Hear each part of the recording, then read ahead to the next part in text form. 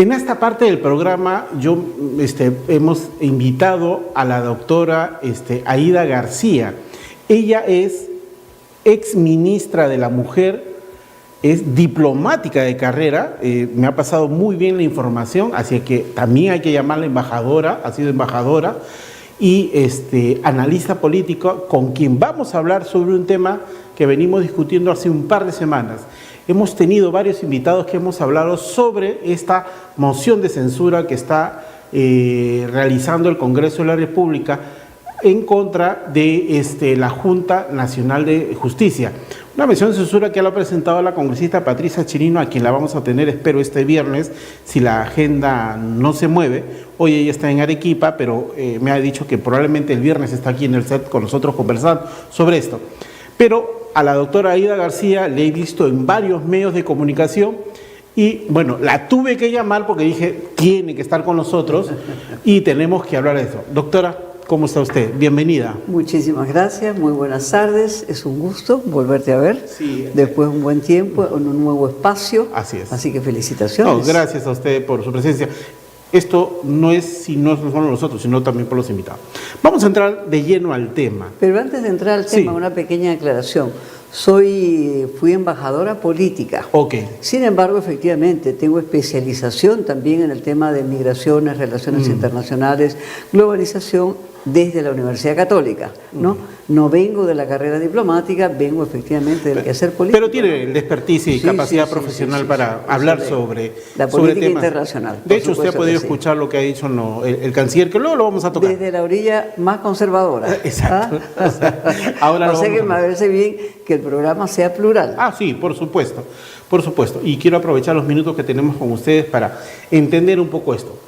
En la Constitución, el artículo 157 de la Constitución de la República del Perú establece el procedimiento para el nombramiento y sanción y remoción de la Junta Nacional de Justicia. El reglamento del Congreso también establece algunos procedimientos administrativos que se deben cumplir. Uno de ellos es presentar una moción de censura que lo ha presentado la congresista Chirinos bajo unos supuestos fundamentos. Es ahí donde empieza la discusión del tema, sobre los supuestos fundamentos. Unos pueden ser debatibles ampliamente y otras pueden ser sacadas de contexto, si lo queremos decir así. Pero el hecho fáctico, usando esta palabra fáctica que en algún momento se usó, es que la Junta Nacional de Justicia es un... Usted conoce a la doctora Gladys Echaíz. Claro que sí. Okay. Y conocemos la capacidad jurídica que tiene la doctora Gladys Echaíz. De hecho, yo lo he tenido aquí en el programa, hemos conversado y debatido sobre este tema. Y ella argumentaba y sustentaba que es un órgano constitucional, pero de carácter administrativo. Y esa es su capacidad. Incluso el reglamento que ellos tienen los consigna a funciones muy específicas.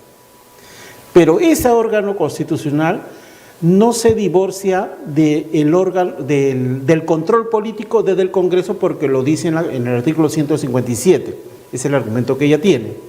Y los supuestos que han establecido en esta moción de censura son debatibles, por eso que se está haciendo el procedimiento. Ahora, ella argumenta que no se está destruyendo la Junta Nacional de Justicia, sino se está destruyendo a las personas. Este es un poco el resumen para ir entrando en la discusión. ¿Cuál es su posición, doctora? Bueno, en primer lugar, que debiéramos hacer que este debate no fuera un debate entre doctos y solo entre abogados. Sabemos, digamos, la trayectoria política también de la doctora Echaíz vinculada pues al APRA, ¿no? Entonces hay interés de parte en ese tipo de comentarios. Es una leguleyada decir que no se va a disolver la Junta, lo que se va a hacer es sacar a los 7 miembros. Pero en realidad estamos pues ante un quiebre institucional, ante un quiebre democrático. Esa es la realidad de lo que tenemos, porque no está en discusión el señalamiento del artículo, en donde por supuesto que los miembros de la Junta pueden ser investigados. Lo que no puede violarse es el debido proceso que se ha violado desde el primer día. Porque mire usted, el día 7 de septiembre que se aprueba la investigación a la Junta Nacional de Justicia y que se presenten, habían 33 puntos de agenda en la Comisión de Justicia y Derechos Humanos. No nos olvidemos que es una Comisión de Justicia y Derechos Humanos. Sí, claro. 33 puntos. En el orden de la prelación, el tema de la Junta debió haberse tratado en el número 33. A solicitud de Chirinos, efectivamente pasa a constituirse en el segundo punto de la agenda. Eso es lo primero, ¿no? Eso es lo primero, por supuesto que el Congreso puede cambiar el orden de la agenda, pero hay un interés, ¿no es cierto? No es cualquier interés el que hay en tratar por delante de todos los intereses de justicia y de derechos humanos que tenemos en ese país, poner el tema de la Junta. Dos, ¿pueden ser investigados? Por supuesto que sí, la Constitución lo dice. Lo que no podemos es tener un criterio de que ya hay que destituirlos a los 7. Porque eso es lo que se cuestiona, porque las 5 causales que se presentan no son causales graves. Y por supuesto que los diferentes miembros de la Junta Nacional de Justicia que han sido entrevistados en todos los medios, escritos, orales, visuales, híbridos, han ido ya desmontando lo que son esas causales. Y entonces no tenemos que seguir discutiendo sobre las causales, sino cuál es el objetivo que el Congreso de la República tiene para hacer eso. Estamos en la misma situación cuando a fines de los años de la dictadura se disolvió, se afectó, digamos, los derechos de los tribunos, los 3 magistrados del Tribunal Constitucional que fueron destituidos. Es similar a esa situación. No existía la Junta Nacional de Justicia, ahora existe la Junta Nacional de Justicia. Entonces hay 2 objetivos, un objetivo de controlar los órganos electorales y un objetivo de controlar e influir e incidir sobre el sistema de justicia para garantizar impunidad a aquellas personas que tendrán que pasar a rendir cuentas por el Ministerio Público. Si no es ahora, será mañana o más tarde. Ahora, entonces, esos son los objetivos. Las causales no son causales graves, ninguna. Claro. Por eso le dije que puede ser cuestionable y debatible los argumentos de esta moción de censura. Pero la moción de censura fue aprobada por 82 votos. Sí, 3. 83 de todas las bancadas que hay ahí, y el Congreso es un foro de representación de todas las sangres, si lo queremos decir así. Sí, pero tenemos en el Congreso, pues el Congreso más desprestigiado de la historia del Perú por impunidad, por corrupción y por un gobierno de intereses de grupos y de personas. Entonces no me sorprende que esta misma mayoría, que es capaz de poner ese presidente, porque es la misma mayoría que pone pues a Soto, ¿no? Que tiene decenas de carpetas abiertas por un conjunto pues de temas que tienen que ser discutidos, que tienen que ser procesados. Entonces no me sorprende una mayoría parlamentaria que es de ese tipo, una mayoría parlamentaria que le debe mucho al país. Para empezar, un comportamiento democrático. No es una mayoría que tenga credenciales democráticas, y es una mayoría que es observada por la población, a tal extremo que es el Congreso más repudiado de la historia de la República. Les gustan las encuestas cuando les son a favor, no les gusta cuando les son en contra. Entonces, lamentablemente, la desaprobación crece como tendencia irreversible. En el sur solamente el 3% reconoce este progreso, y a nivel nacional entre 5 y 6% dependiendo de la encuesta. Entonces, ¿cuál es la legitimidad que tiene ese Congreso para juzgar como pretende juzgar, ya con una percepción de que va a destituir a todos los magistrados? Así es. Ahora, esa falta de conexión con el Congreso en la zona del sur incluye a los partidos de izquierdas que son mayoritariamente de la zona del sur, porque hemos visto a varios que los han votado literalmente. Sí, por supuesto que sí. No se excluyen, o sea, yo acá no he venido a defender congresistas cuyo origen ha sido la izquierda, que son también rechazados en Puno, que son rechazados en Cusco y que no los dejan estar. Por supuesto, no soy yo su abogada, menos su defensora, ¿no? No, eso lo tenemos claro. Ahora, yo bajo la experiencia que usted tiene y esa capacidad democrática, yo quiero hacer una pregunta que hay que discutirla. ¿La Junta Nacional de Justicia podría emitir un comunicado solicitándole al Congreso que no cumpla un procedimiento que está dentro de su reglamento del Congreso, que fue la sanción que le pusieron a la ex fiscal de la Nación? La Junta de Justicia lo que está yendo es presentarse al Congreso hoy día a rendir cuentas. Sí, por supuesto. Por lo tanto, efectivamente, no está en una situación de emplazar al Congreso para no asistir. Yo escuchaba a los diferentes magistrados, diferentes a la presidenta y a los integrantes, por supuesto, señalar que irán. Lo que no podían ir el viernes pasado, porque se aprobó y se les dio 24 horas, sin derecho a la defensa, sin abogados, sin agenda, sin preguntas. Entonces, no es que se enfermó la congresista. Esa es la explicación formal. Me parece muy bien que se den explicaciones formales porque el país requiere explicaciones formales. Lo que comentan los congresistas en ese entorno es que el tema es que se había violado el procedimiento de citación. Y por supuesto que los propios magistrados que iban a ser investigados o iban a sesionar no podían hacerlo en esas condiciones, por eso que lo han tenido que reprogramar una semana después, no un día después. Pretender un juicio sumario, un juicio exprés, efectivamente ya nos anuncia de una voluntad efectivamente de deshacerse del cuerpo colegiado completo de la Junta y se pone como pretexto causales que, como se ha dicho, no son causales graves, ¿no? Ahora, se ha discutido mucho sobre la permanencia de la presidenta de la Junta Nacional de Justicia porque hay una ley orgánica que establece un límite de edad y se ha hecho una interpretación sobre una resolución que emitió el órgano Servir que no tiene un rango para ese nivel de funcionarios y empieza ahí la discusión tácita si debemos respetar lo que establece la norma orgánica o un informe que emite Servir. O sea, ¿cuál es la que tiene mayor peso y debemos hacer caso a este tema? Es indudable que sabemos cuáles son las que tienen mayor peso, ¿no? Una cosa es la Constitución y otra cosa son las disposiciones de Servir. Creo que es obvio que es la Constitución lo que tiene mayor peso. Pero primero vamos a un poco ordenar para atender de la mejor manera las respuestas. En primer lugar, no es la presidenta de la Junta, es la doctora Tello. Ok. ¿No? Es la doctora Tello. Y es importante saber que el requisito de los 75 años era para el ingreso, no para la permanencia. Así estaba establecido en lo que fue el concurso, ¿no? Es más, si uno se toma como periodista el trabajo de ver lo que fue el examen de todos esos magistrados, encontrará a Blume señalando de que no existía inconveniente que entrara porque era un requisito de los 75 años para el ingreso. Ellos acaban su mandato el próximo año. En todo momento se sabía que esa jueza indudablemente iba a tener más de 75 años cuando cumpliera todo su mandato. Pero ella ha aclarado bien, ella es un pretexto. Ella es un pretexto, su edad es un pretexto. Ella es la de más altas notas, es la de las más altas calificaciones. Y efectivamente tiene en el haber esta jueza, una jueza proba, por supuesto, un conjunto de sanciones a un conjunto de personas que han delinquido y efectivamente hay una resistencia por su mantención en el cargo que se pudo haber pues producido cuando tenían los 75 y no cuando tienen los 78. Así como de 33 temas adelantamos este tema, en realidad tenemos que investigar un poquito más por qué esto se da, ¿no?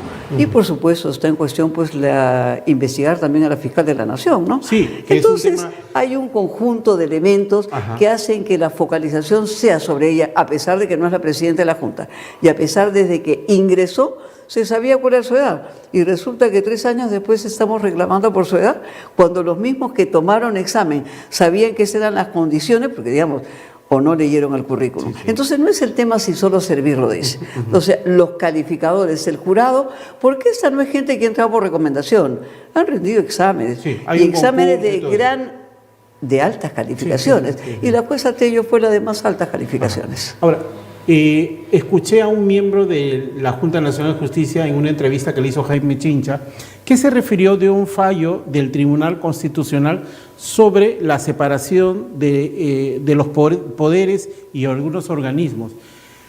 Y yo hablé con el doctor García Tomás y él me hizo recordar algo que yo no había tomado en cuenta. ¿Usted se acuerda hace muchos años, entre los años 80 y 90, que hubo esta guerra de los fiscales? Que en un momento se tuvieron 2 fiscales, uno que se le había vencido por la edad tenía que salir y había otro que también se había autonombrado y hubo todo y que al final la Corte Suprema tuvo que tomar una decisión sobre el tema de la edad y él me decía es importante que los funcionarios entiendan las normas y se deben cumplir, me decía así.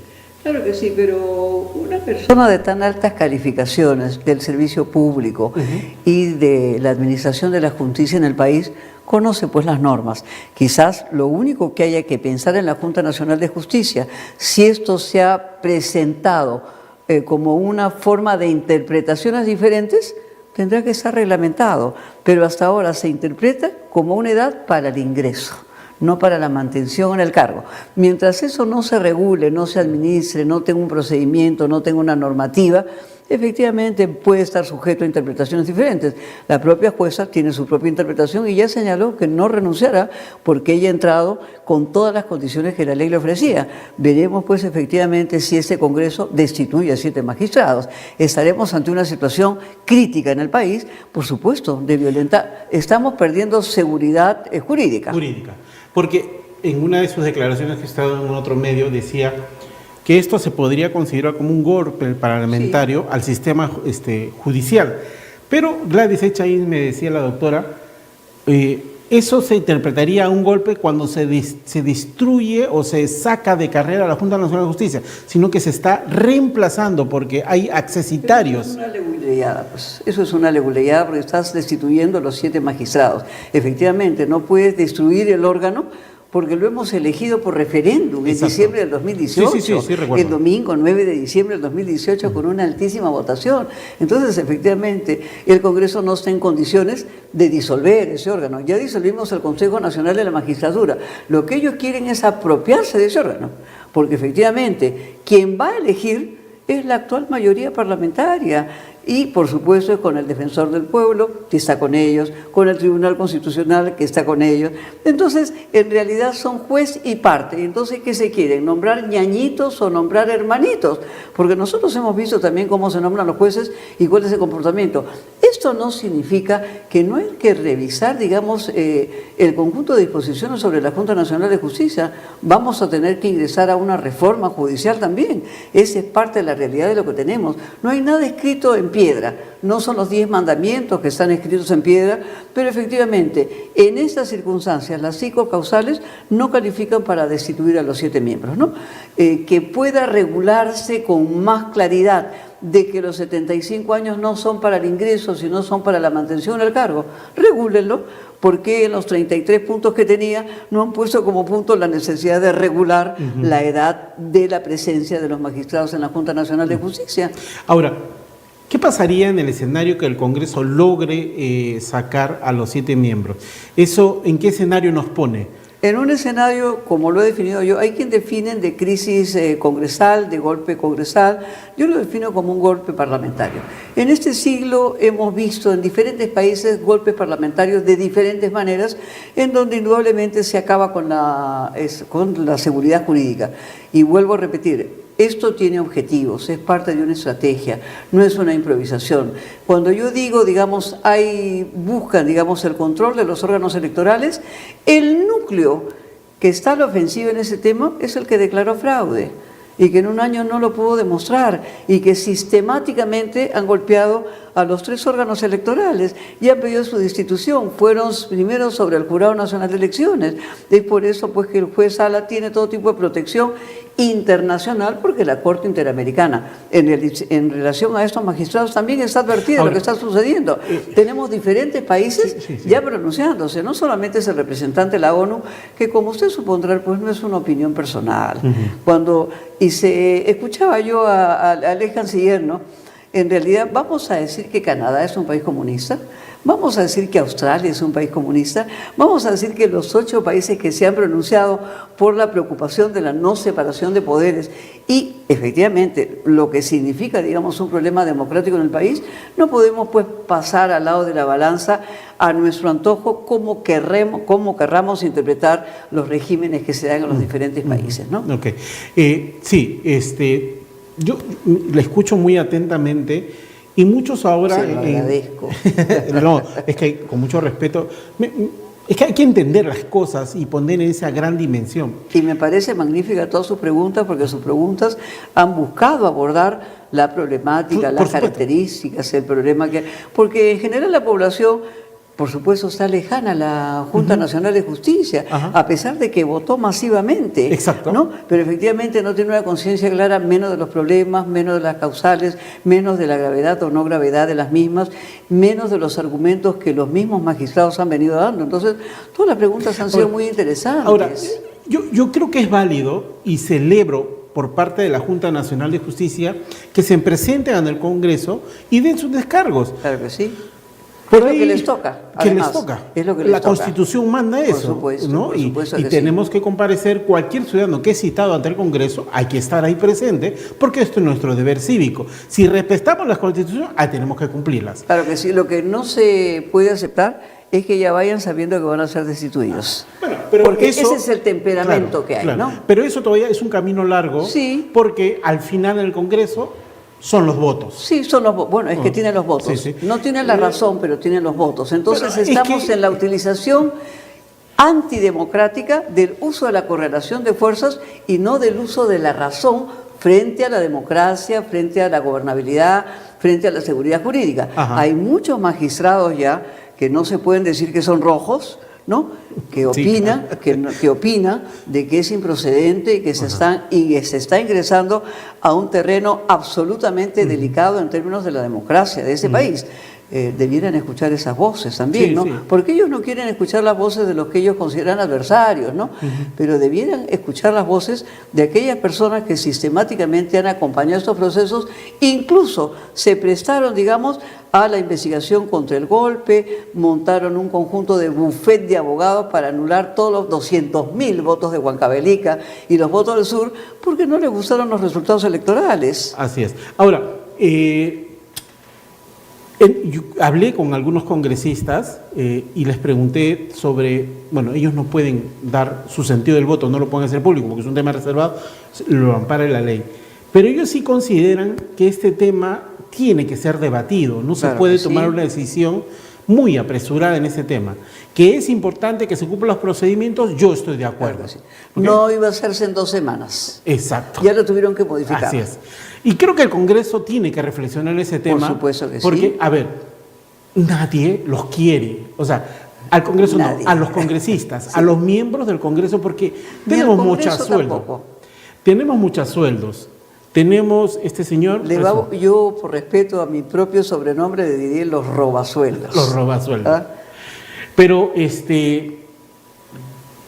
creo yo que hay una grave lesión a las institucionalidades en el Estado por las personas que han ingresado ahí con intenciones no sanas. Sí, lo que pasa es que la población no siente que el Congreso está a su servicio. Entonces están lastimados efectivamente los congresistas, pero también la institución. El Perú no está viviendo una crisis de coyuntura. El Perú está viviendo una crisis más profunda, una crisis integral, una crisis sistémica, ¿no? Y eso tiene que ver con que nosotros tenemos en estos momentos un ejecutivo en descenso, ¿no? Lo que está en ascenso es su desaprobación.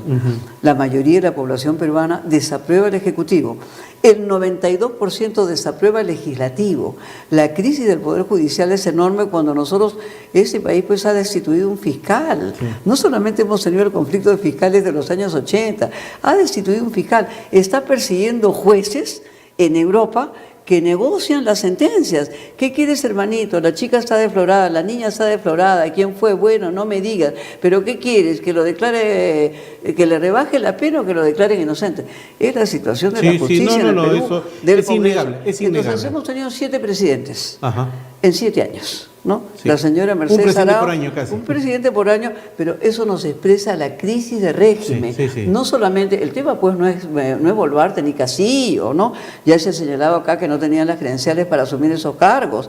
Es la población la que nos pone la opción de Castillo, Keiko. Y efectivamente, para el caso nuestro no había pues cómo perderse en lo que era nuestra decisión. Era un voto identitario, además, que representaba a todo el país. Es lamentable que este sea el final. Por supuesto que sí, todos tenemos un profundo dolor de que eso se produzca. Pero digamos, del periodo PPK al periodo Sagasti, es decir, el periodo 2006-2021, tuvimos 200 ministros de Estado Sí. y 9 gabinetes. Sí, terrible, terrible. 9 gabinetes, ¿Y sabe Dios qué cosas hicieron 5 ahí? presidentes, por supuesto que sí, ¿no? Sí. Y luego hemos tenido en el periodo Castillo-Boluarte, ya tenemos 6 gabinetes, 7 primeros ministros y un centenar de ministros de Estado. Así es. Eso expresa la crisis de régimen en el Perú. Ujú. Doctora, yo le agradezco mucho el tiempo. Yo Usted soy la sabe que agradezco. El tiempo es tirano en televisión y Y a La veces voy a- también es tirano en la calle, porque no Sí. podemos olvidarnos de Sí. los muertos que tiene ese No, país. no, vamos a discutir eso, la voy a convocar en otra, la comprometo públicamente para tenerla aquí en el Acepto programa. públicamente. Ok, para seguir debatiendo, porque si no se abre la discusión, no vamos a sanar como sociedad. Solo una reflexión. Nosotros estamos ante una crisis abierta. Las crisis que se abren se tienen que cerrar. Sí. Nosotros queremos que esta crisis se cierre con una salida democrática a la crisis, Perfecto. no con una salida autoritaria. Ok, ok. Muy bien, regresamos tras la